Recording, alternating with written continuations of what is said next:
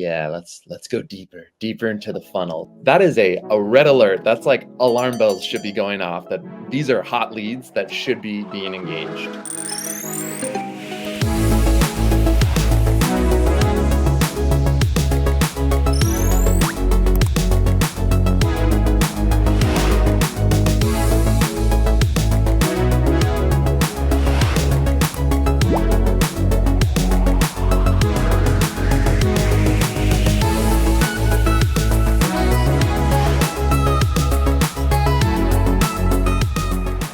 Hello, fellow marketers and listeners. Thanks for tuning into this episode of Call to Action.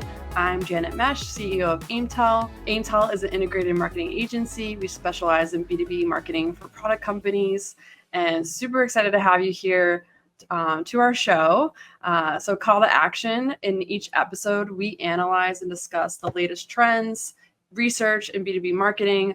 We're just pretty much break it down, get into the weeds, have a lot of fun, and we'll conclude every episode with one call to action. So that means you're going to get ideas today for tactics you can use in your company's marketing. So I'm very excited to be joined by my co-host, Tucker Delaney-Winn, growth marketing lead at Aimtal, and Dylan Rhudd, our integrated marketing strategist at Aimtal. So in this episode, we're going to talk about all things video marketing, especially the different types of videos your company should invest in, why video needs to be incorporated to every stage of the marketing funnel, how to create a successful integrated marketing program with video at its core, the importance of thought leaders in your video, and finally, we are going to share some examples of videos we produce at Aimtal and how our clients are investing in video and how it's really been helping to generate everything across the funnel from awareness, consideration, and of course, the holy grail of conversions.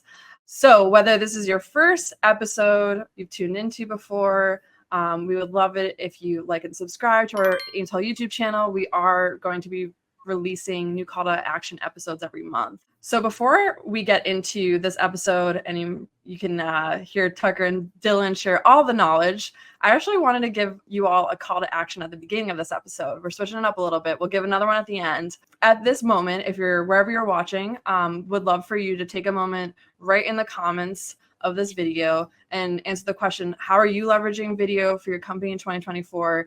And what type of videos have you had success with and will continue to produce? And of course, if you have any other ideas for areas that you want us to deep dive, other topics, let us know as well. That will really help us make sure we're creating the content that matters to you.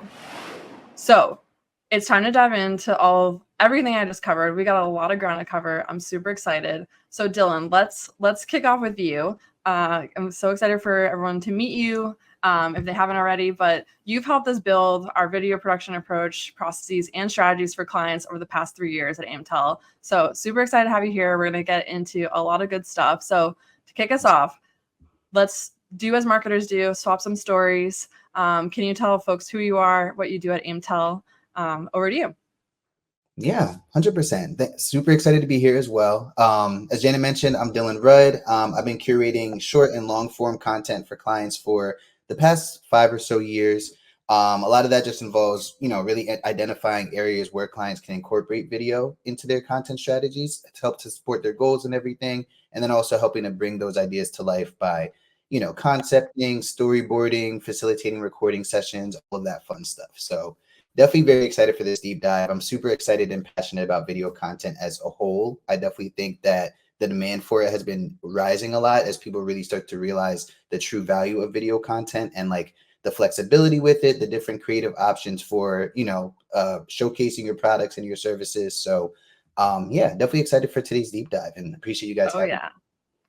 Yeah. And just to reiterate, we will be sharing the purpose of call to action too is to bring forward research reports and studies that have been done by other organizations. So we're going to be sharing a lot of that data and information. And then of course, our experience with video marketing as an agency for our clients. So we're excited to share all that knowledge. So before we have Tucker, I guess I always have a curiosity question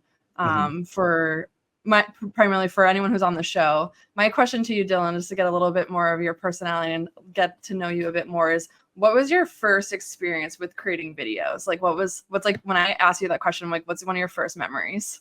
Oh, that's a good question. I think the first time for me was in high school, probably sophomore year, junior year.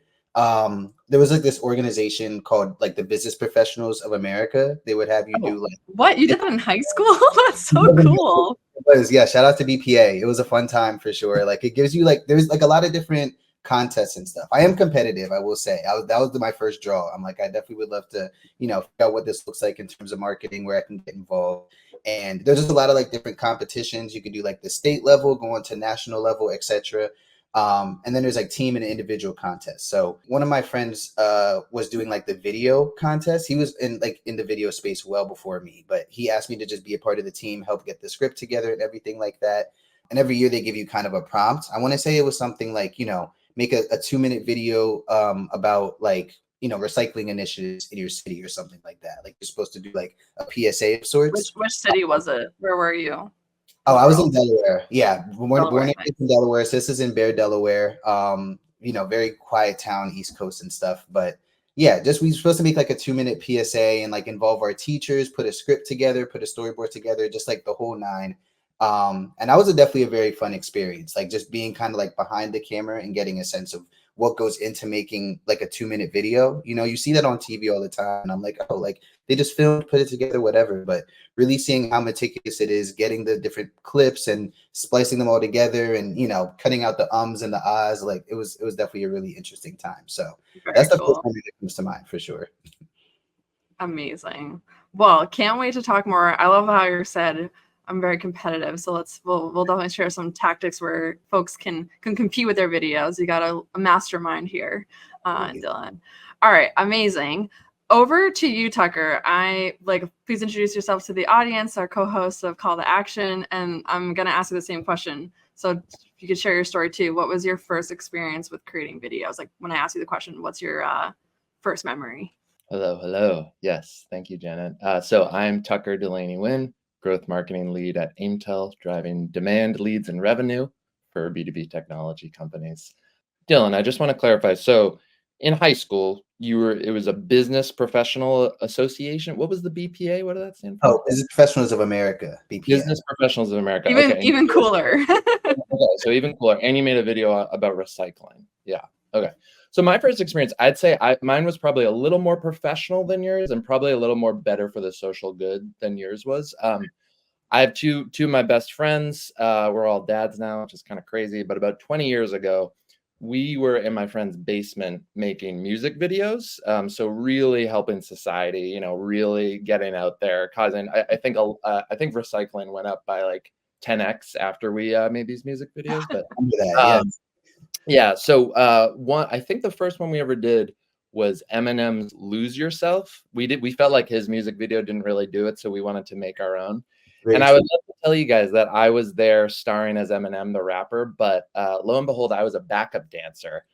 Me and my friends, I think, found a pair of crutches and we improvised a choreographed dance while my other friend rapped Eminem lyrics. So you were like the beginning days of like user-generated content then. User-generated content, one of the pioneers out there. And I like to think that today, Janet, I'm still a backup dancer with a crutch, supporting your marketing leadership. Maybe me and Dylan are here, just doing our That's dance. amazing.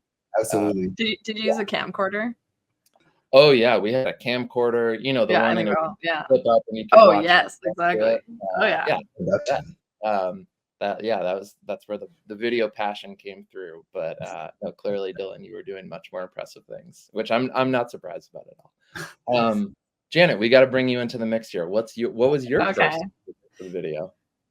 I feel like mine maybe. So my first experience I think like my strongest memory where I was like, oh, we're actually like taking this seriously was in first experience with producing videos at an after school program as a kid. I think I was probably like 13 years old. There's, if you know of like Boys and Girls Club, I grew up in Boston, in Dorchester, neighborhood of Boston, and they had like an after school program where you could like, they taught you how to like create videos and produce them like on iMovie. I think it must have been one like the Macs where it was like the big Mac, and then you got like iMovie and stuff. So I don't even remember what the topic of the video was, to be honest. I feel like it could have been somewhat of like a music video too, or like one of our friends, like he kind of had a band, but not really. but it was also just like us like doing some weird shooting around the neighborhood. I don't think it's on anymore. And then, but yeah, so that was kind of our first thing. I had a lot of fun, like actually like going into like the like computer lab and like producing the video, but it was fun to be like out and about. It was also the same kind of camcorder where it was like flipped up and you're going around. They like loaned it to us. It's pretty cool when you're like a teenager and you got access to that type of equipment and everything. So that's one of my first memories, I would say. Yeah. Amazing. Like actually producing it. Yeah, and you got into the editing too. You were like behind the scenes chopping. There is an embarrassing video of me. I think we're gonna all have to find these videos and maybe share them. But there's another video. I remember one of my friends in high school, he was applying to Emerson, so we like recorded a video for like him to like submit into like his college application. And we always wanted to create a TV show in high school, but we didn't. I went to Boston Public High School. Unfortunately, there's not a lot of funding. Classic. But we did record like a video of like, it was pretty much the like commercial for a potential like news show at a high school. So I could probably find that one. That one's pretty funny. It was the one that we created. Yeah. Wow. Maybe we'll have to create it. Well, we can recreate a call to action, create a commercial one day, maybe. Bring out the camcorders. Yeah, we got the experience. Exactly. Bringing it back to our more recent history. So Dylan, one of the first big projects that you, me, and Janet all got involved in was building a thought leadership series for one of our clients in the cybersecurity space. Since then, you've been spearheading strategy and production for video projects for pretty much every Aimtal client for 3 years plus now. So I'd love to really kick it over to you as the video guru and expert, and just share what are some of the most popular and effective types of videos that you're seeing today, and why is that? Yeah, absolutely. No, great question. There actually was a recent report from Wistia. They just released their 2024 State of Video report, and it dives, yes, thank you for pulling that up, Janet. There's a lot of really great takeaways in here just around that same exact topic. I know they surveyed around like 2,000 different professionals, analyzed activity from 100,000 different businesses that use their platform. And they pulled all that together, and there's some just really strong insights and learnings, which really just digs into exactly what you were talking about, Tucker, like where people are focusing their energy when it comes to video content. And as you can see here, interestingly enough, the number one form of video content that companies are creating and planning to create in 2024 is product videos. That's definitely reflected a lot in the work that we've been doing for clients as well. Again, with video being such a strong, like relevant visual opportunity, like it's a really great way for companies to showcase firsthand exactly what their product and service does in real time. So that's definitely been on the rise. We're definitely seeing that across a lot of our client projects as well. Following up with number two, we have educational videos and online courses, just, giving companies and businesses the opportunity to position themselves as a resource, as a source of information. A lot of organizations and a lot of our clients have been leaning into that heavily as well. And then in the number three slot, we have webinars and live events. We know that was really on the rise around like the pandemic in 2020, and that continues to stay in that top three section as well, even going into 2024 and beyond.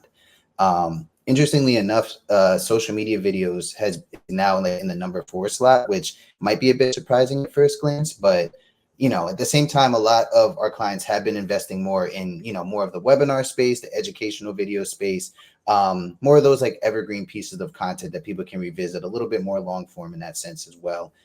Social media video content is still very much relevant, but it's just not right there in that top slot as it might have been a few years ago. So it definitely makes sense.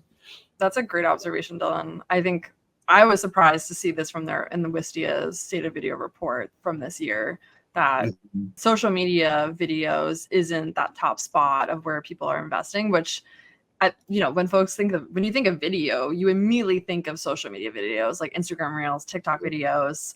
How do you create that viral content? But this clearly shows that companies, especially B2B brands, are getting a lot of value kind of around like long form content too, it seems.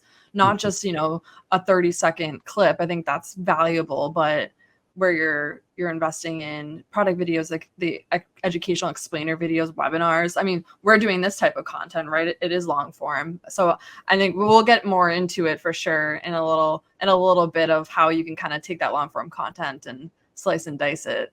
Yes. But yeah, definitely an interesting trend here that, social videos important, but not the top priority potentially. Exactly right. Exactly. And just as you mentioned, Janet, there is still a space for it, but it's not like the main top of mind thing for a lot of these different companies, a lot of the clients that we've been working with as well. And as you mentioned, it's not just for like social media engagement and virality. There's like actual use cases to, being able to build out a suite of different resources for your customer base to use. That's been like hugely valuable for a lot of our clients for sure. And actually within that same Wistia report, as you can see here, they found businesses are really digging into video to help generate leads and drive sales. It's not just about that awareness phase anymore and just like catching eyes for the first time. We're really looking at more of like that middle and bottom of funnel as well when it comes to video content, which is really interesting. Yeah. And look at that. Like it's the chart here, it says, we were looking at this graph and the pie chart, and like 38%, like the biggest piece of the pie is their primary goal is to generate leads and drive sales. And then social media engagement to create social media engagement and followers, that is an 8% piece of this pie for the marketing goal for creating this video content. So that's fascinating. That's awesome. Absolutely. Yeah, the landscape's definitely shifting a little bit. Again, as people get a better sense of exactly where video content can belong in their strategy, the perspective on it is shifting a little bit. So it's definitely cool to see. Yeah, true that. The trend is definitely moving in the right direction. I'm excited about this. I think that it really helps to show that like what we're always trying to make the connection around is that marketing apps does contribute to the success and of an organization. It's not, video isn't just for awareness and entertainment. Of course, you want to bring that into it, but it's truly moving the ROI, like your return on investment for companies. So that brings me to, we always refer to this report as well when we're building like video strategies or just any integrated marketing strategy. And I think it's just a very fascinating context to layer in here. So in another report, it is from 2022, but I think a lot of it is pretty relevant. I'm hoping that they come out with maybe another one at the end of 2024, but it's a benchmark report by Demand Science on the B2B tech buyer's journey. So in other call to action episodes, we've actually like dug into this report even more of the how complex and nonlinear the buyer journey is. But what we're seeing here on screen is that B2B buyers are consuming, and they do want video throughout kind of their journey of identifying a product, trying to assess like, do we want this new solution or new vendor? But on top of that, this first graph here says like time spent researching before talking to a sales rep. It's the top one is 3 to 4 months. So folks are still going online, wanting to find this video content, other content, not just video, of course, but we're focused on video today. But as you can see here, like what's the type of medias that makes you aware of a new solution or a new vendor? Fascinating, Facebook is still a top one, but then second in line is YouTube, followed by LinkedIn, Twitter, company blogs, and then the final one there, thought leadership or demo webinar. So just think of how much you can infuse video, bring your like brand personality, explain kind of what your not just like what your product is. I think we saw in the Wistia report is everyone's really focusing on that product video, but also it's important to create content that's, that I think I'm excited to talk a little bit in a few minutes about like that thought leadership content and bringing people from your organization or like customers to speak to these things. It's, there's a lot of ways that you can leverage video and different kind of tactics around the creative. For sure. And then, yeah, I think another one we had here from that same benchmark report is, B2B buyers, they actually found that they're consuming video assets all throughout the purchase path. So that buyer journey, 70% said that they are engaging and like want video. That was actually looks like it was from a Google report within this larger report by Demand Science. So if anything, I would imagine that's over the past 2 years clearly has increased. Oh, absolutely. Well, I love that we're really getting my gears turning here. Yeah, Love I know. I'm like, let's like parachute into the funnel. into the funnel. Yeah, I think this is great. I love that we're bringing in the buyer journey. I love that we're starting to talk about the different stages. So bringing in Dylan, I want to get into that context a little bit of the B2B buyer journey. And it's amazing to see that 70% of buyers are consuming video across the funnel. But let's break that down a little bit. Let's start with the awareness stage. At the very top of the funnel, Dylan, which videos should brands be focusing on when they're trying to engage folks at the awareness stage? Yeah, for sure. And I think, even just speaking to that previous slide as well, it really is nice to see B2B companies dive into this a little bit more, because there is so much opportunity, again, when it comes to video across the entire funnel. As we can see here, there are different formats you can utilize from the top of funnel all the way to the bottom. But when you're talking about awareness, definitely vertical social first video content across your priority social media channels is the first one that comes to mind. Again, as we mentioned before, like, yes, social has kind of moved down a little bit in terms of where people are investing a lot of their time and attention, but it still has it's like a core element of your approach to social regardless. Like, that should be part of your always on strategy, to just kind of have video content baked in across all of your priority channels. And when I say priority channels, just really focusing on where your audience is actually consuming and engaging content.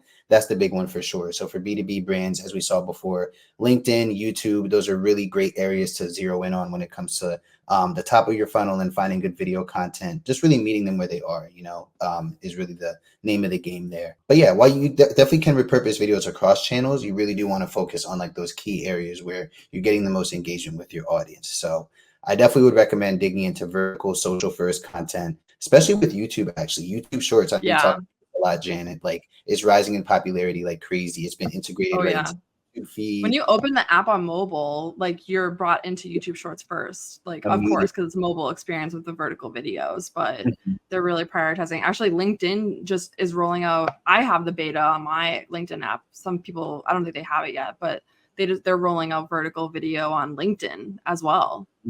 Absolutely. It's definitely becoming a lot bigger in popularity. Just, Yeah. after the big wave of TikTok reels and everything like that, I think a lot of people are seeing that value across other channels as well, just because of that mobile first approach for sure. Like, it is very palatable, it's very accessible and everything.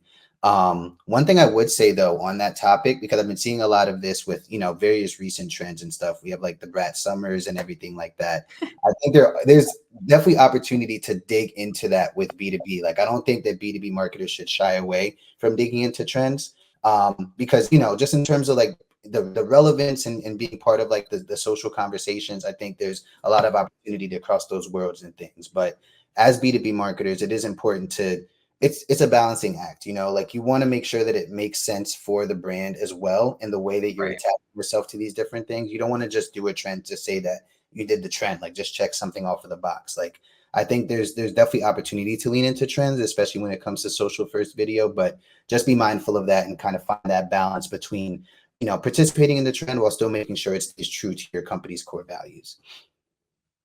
Spot on. Do you want to jump in here and talk about, we can bring this back, the middle of the funnel stage? Yeah. I think this is an interesting kind of next stop of where we're seeing the type of videos, especially on the what it says here: webinars, explainer videos, and thought leadership videos. Yes, 100%. I think definitely when it comes to the like explainer video realm, educational videos and things, especially on the animated front as well, because there's a lot you can do there visually for those of you who work with like motion designers and things. I would say, just based off of the work we've been doing with our recent clients, for sure, positioning your brand as like a trusted source of information, it goes a really long way when building long-term relationships with audiences and when, fostering existing leads as well within your funnel. I know, in recent years, blog posts would definitely primarily serve this purpose. Maybe within like the past 5-10 years, like, there's a lot of leaning into blog posts in order to like increase your SEO performance and things. But videos have been allowing that same opportunity as well. Again, as you mentioned, Janet, with YouTube Shorts being so prominently shown on your feed, even with LinkedIn new beta as well, like, they're always going to prioritize those new features and make sure those are in the forefront in order to encourage that adoption. So this is another great opportunity to improve that SEO performance and really dig into that consideration phase a little bit as well. Once people are already aware of your company, what they do, now you can introduce that other layer of like, oh, we're able to actually serve as a ongoing resource for you. Explaining different industry trends, for example. It doesn't always have to be attached just to your product or service. Like even being able to dig into what's going on within the industry as a whole is a big thing as well, because it just shows your customer base like, oh, like they actually know what they're talking about. This is the company that I trust. They know exactly what my pain points are and how to address them. That's just a really great way to foster that relationship with the middle of your funnel. Yeah, you want to be seen as that like expert in your industry and your field and that go-to source for that information. I think that's where it ties in nicely with that thought leadership content, which we're going to show some examples later, but I think anytime too you can bring people into be that like face on the feed to like kind of speak on behalf and share that kind of like human side and make that connection for folks. If you're watching video, you still want to feel that connection that is valuable. I think we're saying the same, with the webinars too, because I think that's another aspect of like the relationship building, the connections and things. Like that's like a prime way to really connect and engage directly with your audience and foster that sense of community, because you're all in the same space live. You can actually have those Q&As. You can actually have them ask you questions directly and show them in real time exactly what your stuff does. So when it comes to middle of funnel, we're seeing a lot of webinar activity too. And then bottom of the funnel, we have it here, bottom of the funnel, webinars are a really effective way of convincing folks and converting them. If you can like weave in a demo, I think sometimes people really want that value, but if you can give a little bit of a quick demo, not too overly salesy, it gives the kind of angle to it. But it ties back to like kind of like weaving in that kind of hybrid of like the thought leadership content with webinars. You can put in like use cases, explain how, your company solves something for another company and how that can be relevant to folks listening in. That actually brings us to we'll love to just bring in all the research back to this 2022 benchmark report by Demand Science. And we actually have a couple others to share from, I want to go into the webinar direction for a moment, because I think this is actually really exciting to hear that webinars are still very effective. I find that there's a perception that they don't work and they're not effective. And I'm based on the research that we've discovered and that's coming out. There's this report, but then there's actually shown a moment in an On24 digital engagement report. And if anything, actually webinars are growing in popularity and they're even more effective. So I'm excited to debunk the misconception that webinars don't work. I think that we're just seeing across the board that they're still really effective. So as you can see here, the most valuable content, the question is like, what's the most valuable content when researching possible solutions or vendors? Number one spot, webinars and or podcasts. And then followed by website content, thought leadership content in the third spot. Like, there you go. It's everything we're talking about here. So I think, right on the money there. And then, as I mentioned, the On24 report, this is like just to kind of layer on, as I was just saying, like this is this year, digital engagement benchmark report, 20% increase in average interactions per webinar. People are actually like engaging for up to an entire hour, like 53 minutes, and then over 200, or an average of 200 webinar attendees per like webinar in 2023. I think obviously they aggregate and take the average of all of their customers, but this is pretty fascinating. So I think we could spend a moment to like, I guess even a question is like, are there ways like people are doing it more effective than other? Like I'm curious what you, Tucker, think, and then Dylan, like why it's still growing in popularity, why this is so effective.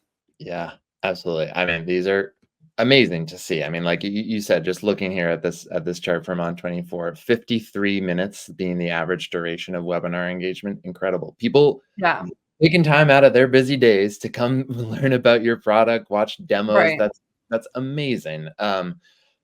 So much of the funnel. I mean, we're going to talk about the funnel again, but you think about that consideration stage, and if you can have people spend this time learning about your product, that's a really great signal.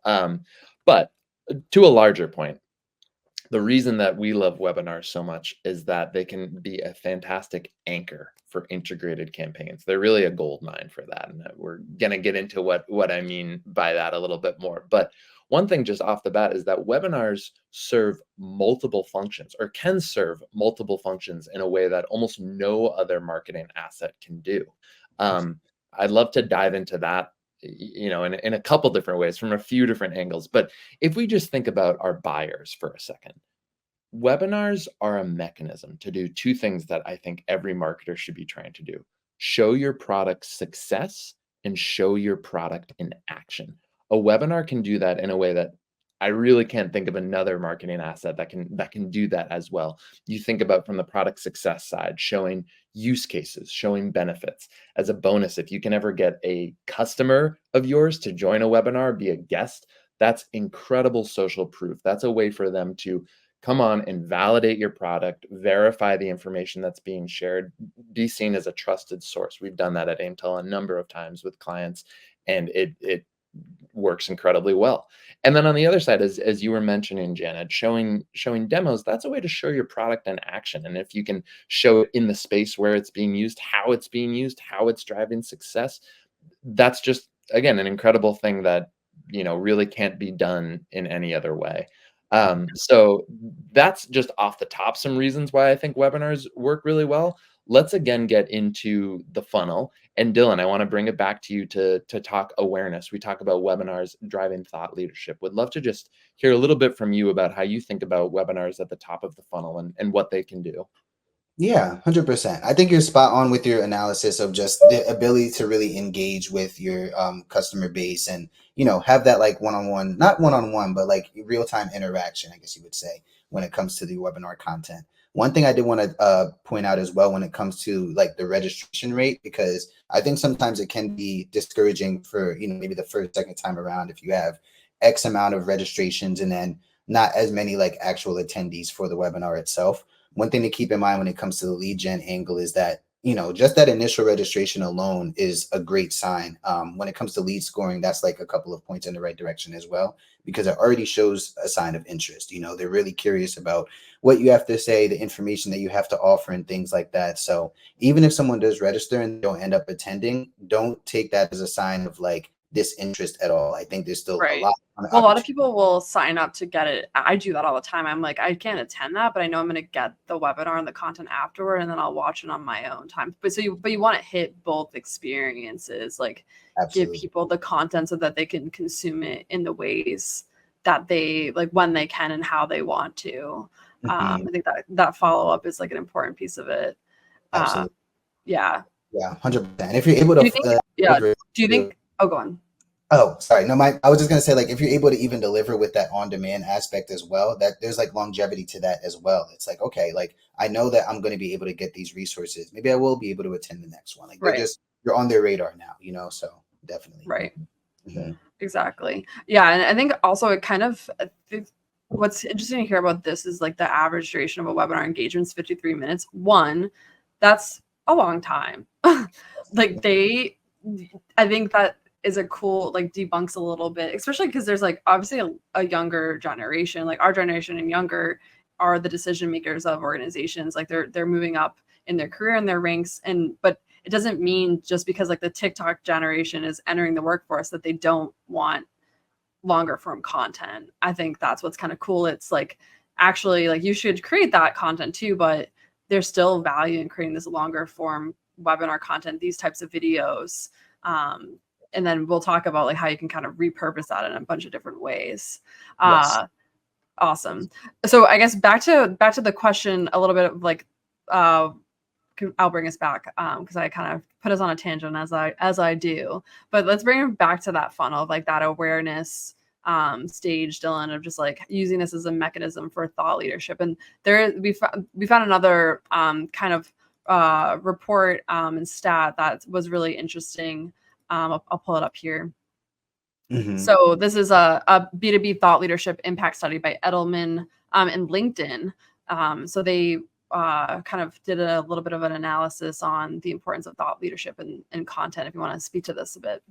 Yeah, no, for sure. I thought this was a really interesting study as well. They point out that, 64% of buyers point to an organization's thought leadership content as a source of, just understanding the level of trustworthiness and helping them to assess the capabilities and competency of different organizations, product, services that they're considering. So I think that's definitely something really, really valuable to keep in mind. Just the idea of leveraging your organization's leaders and putting them at the forefront. That's a really great way to build trust with your target audience, and also just really humanize yourself and your company as well. I think it's really, really helpful. As Janet mentioned a little bit earlier, the idea of faces on the feed, that's something we notice a lot within social content, like being able to have people kind of front and center on people's timelines. That has a lot more stopping power than just like, a nice polished graphic, or, a nice mock-up of something. Just being able to really have that like one-on-one connection, making eye contact with your audience and things through video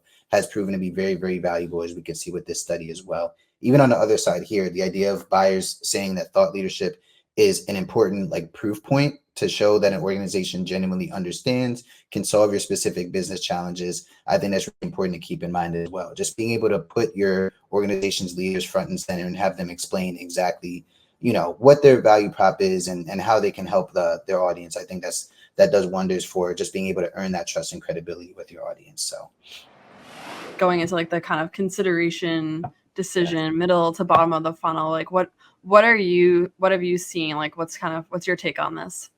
Yeah, let's go deeper into the funnel. So we love the rabbit holes. Yeah, love them. So when we think about consideration and the decision stages of the funnel, from my perspective, if folks are showing up, I was going to say spending 30 minutes, but now from that earlier report, they're spending 53 minutes out of their day learning about your product, watching a demo, asking questions, leaving comments. I want to pause here and give a shout out to On24 and that webinar platform and the capabilities they have in order to track that engagement, in order to serve up really easy ways to follow up and take action, and even subscribe for a demo or a free trial right on the platform. We're about to start using that for a webinar series. I'm very excited for the opportunities. But if folks are doing that, that is a red alert. That's like alarm bells should be going off, that these are hot leads that should be being engaged. And I want to give a quick story. We did a bunch of webinars for a client over the past few years. And in one instance, we had a person attend. They stayed for the entire webinar. I think it was about an hour long. The very next day, a deal was created by that person and his company. A couple months later, that deal gets closed for multiple hundreds of thousands of dollars. You look back, and I don't think that's a coincidence that a person attends the webinar one day and the very next day a deal is closed. Something happened there that literally moved the needle. Yeah. So, is that going to happen every single time? No, but we have to be on the lookout for those things. And we have to be aware of the fact that people attending webinars and engaging are some of your best prospects that are showing huge signals of purchase intent. So I really think about that from the consideration stage. And here we are looking at some examples. So this is this is the client that you were just explaining the story. Yeah, a voice AI client of ours. So we have ran webinars for them for almost 4 years. Did a lot. They've partnered. They have an integration with SAP. They have clients like Nissan, lots of different verticals and industries. I mentioned a little bit earlier that I think a really smart thing that 3C Logic would do is bring current customers on to do webinars with them, to then share, how is this product working for you? What's your story? What's the specific challenges that you're facing? And how did 3C Logic Cloud Contact Center solutions start to solve that for you? As I mentioned earlier, these stories are incredibly powerful for validating your brand and your product. But there's a bigger piece here that we're going to get into when we talk about, we've been talking about the customer and the buyer so much. What about the operations side? So this book that Janet Mesh shared with me, The Next CMO, shout out to these guys. Yeah, Peter Mahoney, Todd Todaro, Dan Faulkner. I hope I said your names. Great book. I mailed it to Dylan. This is going to become a required. Oh my God. mine's in my next to my couch. That's where I like to buy my cool live reading. I love it. Oh, nice. Yeah, it's gonna be heads up to the Aimtal team. This is gonna become required reading for everyone. I think starting with this crew right here. It's either chapter 1 or chapter 2, but one of the biggest things that happens that marketing leaders are facing, especially in larger companies, redundancy. multiple different marketing teams creating either the same assets or doing a ton of work, spending hours and hours and hours and hours creating marketing assets from scratch. We talked about webinars being the anchor. And I think what we really mean by that, the anchor for integrated campaigns, is that you're capturing a conversation here that can now be replicated into and repurposed into multiple different assets. So just thinking about what we did for 3C Logic, take a webinar, you convert that into an on-demand webinar. So to your point, Janet, the folks who don't attend live can capture that later, can watch on their own time. You take a landing page, you're now promoting your webinar on a landing page, make that gated so that people have to convert, you get their lead information. Now we're off to the races. Now we can promote this as a lead magnet and ads. We can also serve it in emails to nurture existing leads during that consideration stage. I think when we start using webinars as that anchor for integrated marketing campaigns, not only is it a mechanism to engage customers in a lot of different mediums and formats, whichever one they're using, meet them where they are, but it really eases the operations. It really helps your team focus around a certain asset and tell a story in a bunch of different ways, but not having to create across multiple channels. Like we created a nice little graphic just to give a visual of what we're talking about. But like webinar is that like at the center, you're taking that content, you can bring in a customer if you can, or a thought leader. And then you repurpose that content through the campaign in all of these ways. Like, actually, now that I'm looking at this, it's almost like that like hub and spoke approach to like campaign and repurposing content. But this is what we think of it as, like an integrated approach. When we talk about integrated marketing and campaigns, this is how we think about it. It's like, make sure that you have a consistent story, content, information sharing across channels, across all of your marketing. Like you said, Tiger, back to don't have redundancies, don't have like a bunch of different messages going out to your audience all at one time. Like, it's confusing. Yeah, absolutely. Stay on message. And by the way, Dylan, you points for you mentioning lead scoring a little while ago, but I know there's a lot of marketers out there who probably have point-based lead scoring systems where, depending on the number of engagements, we've talked about what do you do at this stage of the funnel, and then that stage, and then that stage. But also, what do you do to literally move folks down the funnel? A lot of teams use sophisticated lead scoring point-based systems. What everybody should be doing here is assigning points and scores to each of these different marketing activities. Now, if we're running an integrated campaign and we start getting people to register for a webinar, assign a point to that. Get people to attend a webinar, assign points to that. Visit a landing page, open an email, read a blog article. The more you get people to do these things, you are racking up the points. And at a certain point, if you have a threshold that tips them into an MQL or an MAL, this is a fantastic way to do that and literally move people down the funnel. So this is really how it's done. I love this graph. What's interesting about that, though, too, is you need all this content before someone even converts. So like your example for the 3C Logic customer that they were able to convert from the webinar, like that person was most likely following them on social media, going to meeting them maybe like on events, or seeing them featured in podcast episodes somewhere else. So like that, maybe they were already kind of back to what I was saying before, is that people are consuming this content, seeing your brand, engaging before they even convert. But then when they convert, as you just explained, Tucker, you want to keep nurturing them. Obviously, if you get like this like mecca of all meccas of webinar to conversion, that it's like the next day, that's incredible. But as you explained, like you want to have all this content because folks need to be convinced and they're going to take their time to decide. Like, I mean, I think in business to business, it's big budgets on the line. It's big decisions to make. It takes time to make these, to purchase. But if you can continue to convince them and provide value, then that's truly the gold mine. I think too, just going back to the idea of like, a humanized angle, like bringing thought leaders front and center and having those faces on the feed, like webinars are just a really valuable way to naturally bake that into the process a bit. Like all your content, when it comes to like repurposing the hub and spoke approach we just looked at, all of your content becomes much more, because you're able to like share that unique message and have it come directly from the thought leaders within your team. So you're kind of hitting a lot of for sure. webinars for Love sure. that. Actually, do you want to? We had another example, and Tiger mentioned at the beginning, one of the first like ever series campaigns that we built for a client and worked on, the three of us, and then of course other members of the agency, but was for one of our cybersecurity clients. Do you want to talk through that? Because we really brought the thought leadership to the core, the humans to the core of this series. Dylan, if you want to speak to it, I'll pull it on camera for context. 100%. Yes, absolutely. This series here that we had was a video series that involves interviews with a variety of different thought leaders from the cybersecurity and DevOps industry. We would have a thought leader from our client sit down with a third party, either a customer or someone who's just like very influential within the space, to have these conversations about relevant topics within the industry and things, just really digging into, again, like the knowledge sharing end of things.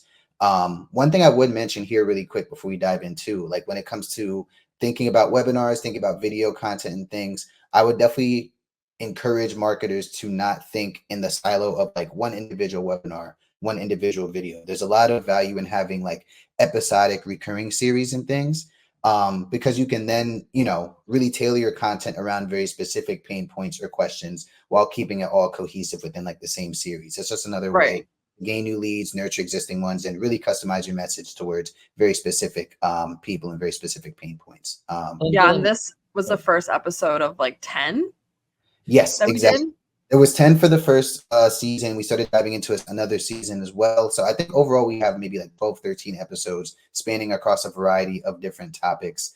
But when it comes to that integrated approach, this is a great slide to just show kind of the breakdown of how this content was able to spread across so many different mediums. We had the full length video itself, but we were also able to repurpose that into social posts. We're pulling quotes from the video and things to repurpose on social as well. We had blog posts, we had email newsletters that were able to go out, paid ads, short teasers from the episode as well. There's just, from this 20-30 minute interview, there were so many different ways to repackage the content and information and distribute that across several different channels for just an extended reach as well. So yeah, I think there's just a lot of opportunity when it comes to webinars and long form video to really pull this into like a more integrated approach and think about how this can extend across all areas of your marketing strategy.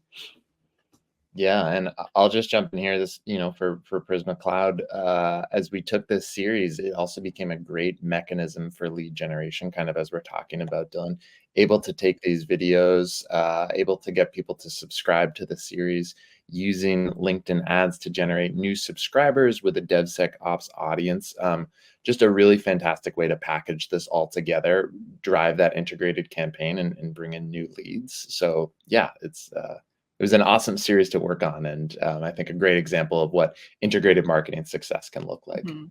Yeah, and then they also started to take some of this video content, because it would be like specific, since some of like the topics were very like tailored to specific pain points or questions that folks have in the industry. So then when the company was like running other like campaigns, they were like feeding this content into it as well. It wasn't just like we created the series just for the series and just to build like one up like community. They were able to like expand it into like other campaigns and programs that like Prisma Cloud and even Palo Alto Networks they were running. So that was really cool to see like how far and deep the content could go. It wasn't just kind of in this little box here in the internet. It was expanding out across a lot of their other campaigns and programs that they were running at the time.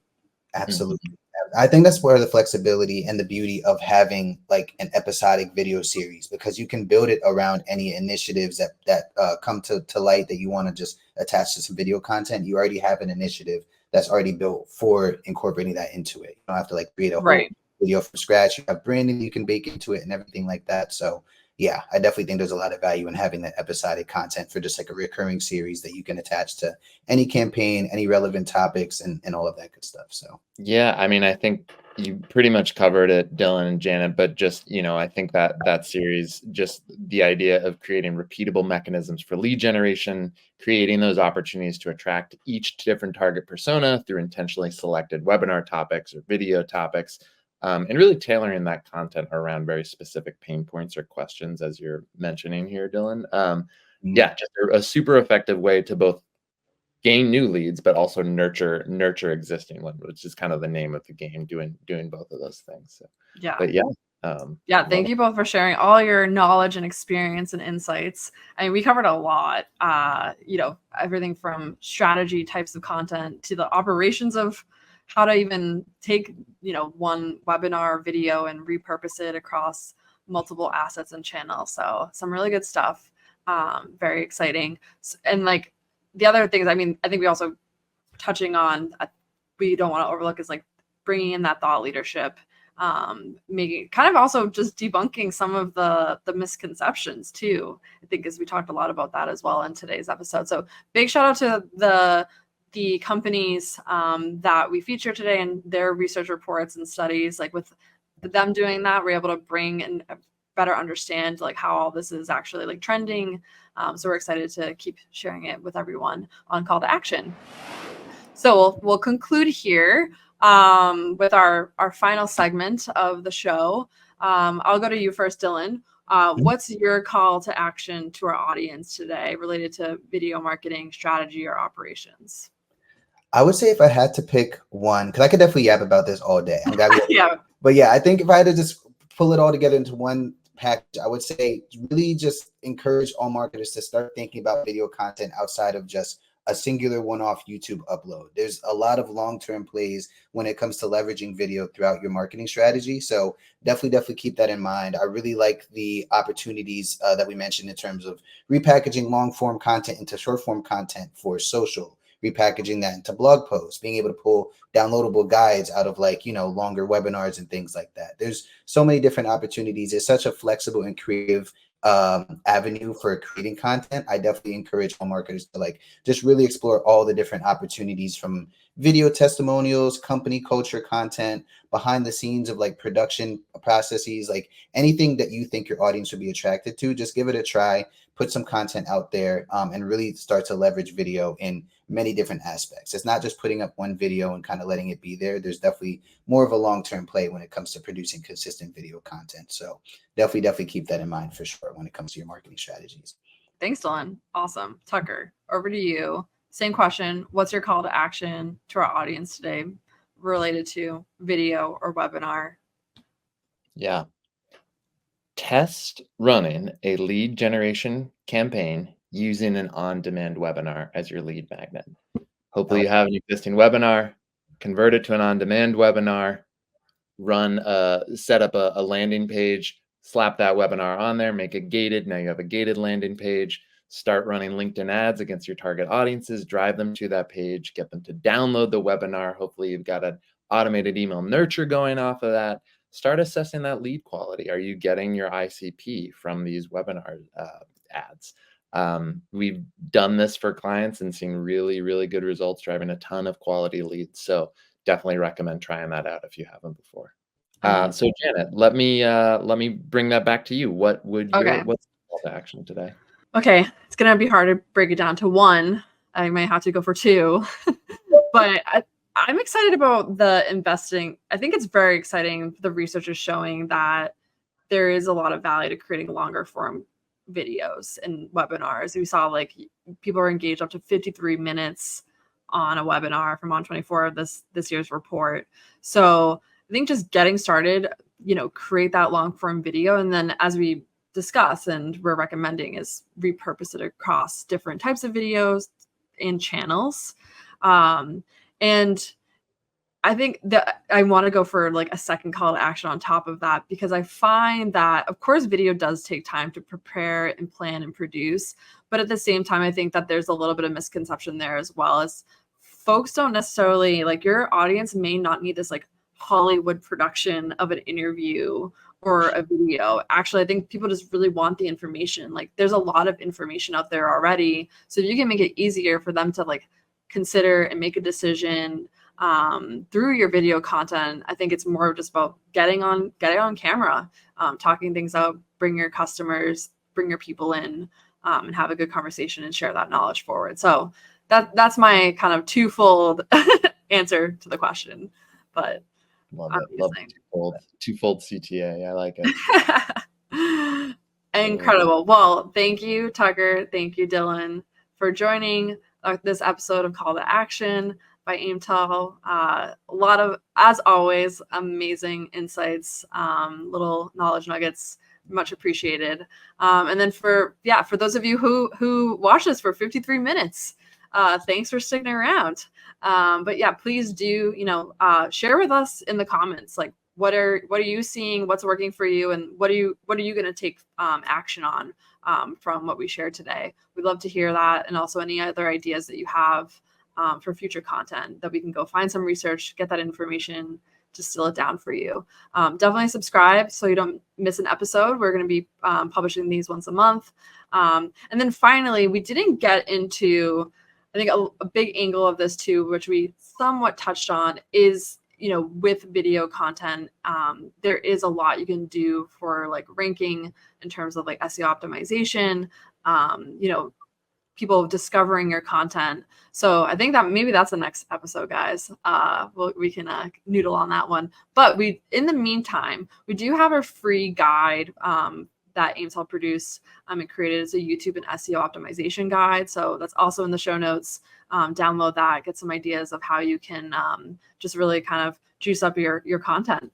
So thanks again, everyone. And we'll see you on the next episode of Call to Action. Thanks, everybody.